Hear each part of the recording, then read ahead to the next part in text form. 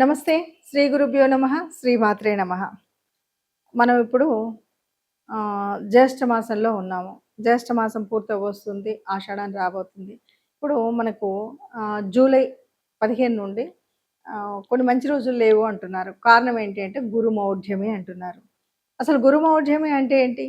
దానివల్ల అక్కడ ఏం చేయొచ్చు, ఏం చేయకూడదు అంటే ఈ సంవత్సరం 2026లో మనకి జూలై 15 నుండి దాదాపుగా చెప్పాలి అంటే మనకి ఆగస్టు వరకు కూడా ఆగస్టు 12 వరకు గురుమౌఢ్యమి ఉంది. ఈ గురుమౌఢ్యమి అంటే ఏంటి? గురుమౌఢ్యమి అంటే ఎప్పుడైతే గురువు సూర్యుడికి చాలా దగ్గరగా వస్తుందో, అలా దగ్గరగా వచ్చినప్పుడు సూర్యుడి యొక్క శక్తి ముందు గురువు యొక్క శక్తి పనిచేయదు. సూర్యుడి శక్తి మాత్రమే పనిచేస్తుంది. అప్పుడు గురువు అస్తంగతం అయ్యాడు అంటాం. అలా అస్తంగతము అవ్వడం వల్ల సూర్యుడి యొక్క శక్తి మాత్రమే ప్రసరిస్తుంది తప్ప గురువు ఇవ్వవలసినటువంటి శుభ ఫలితాలను ఇవ్వడు.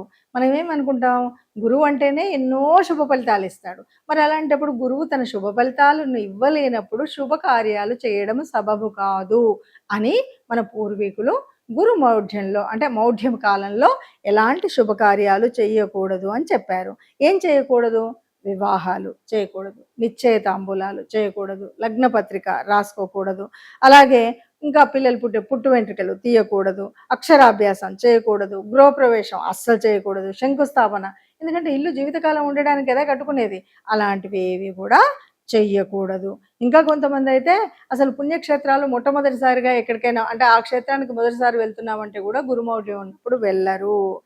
ఇక మామూలుగా ఏం చేయొచ్చు అంటే నిత్యకర్మలు, కొంతమంది నామకరణాలు, ఏదో భూములు కొంటారు, అమ్ముతారు, ఇలాంటి చిన్న చిన్న పనులు ఏవైనా ఉంటే చేయొచ్చు.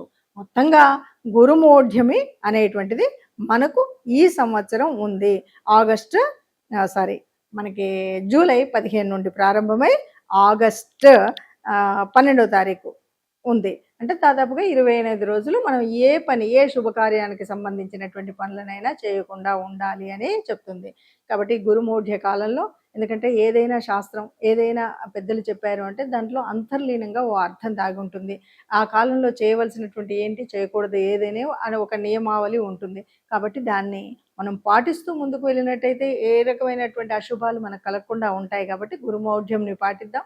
ఈ కాలంలో మనం గురుస్తుతిని చదువుకుంటూ ముందుకు వెళితే బాగుంటుంది అని చెప్పొచ్చు.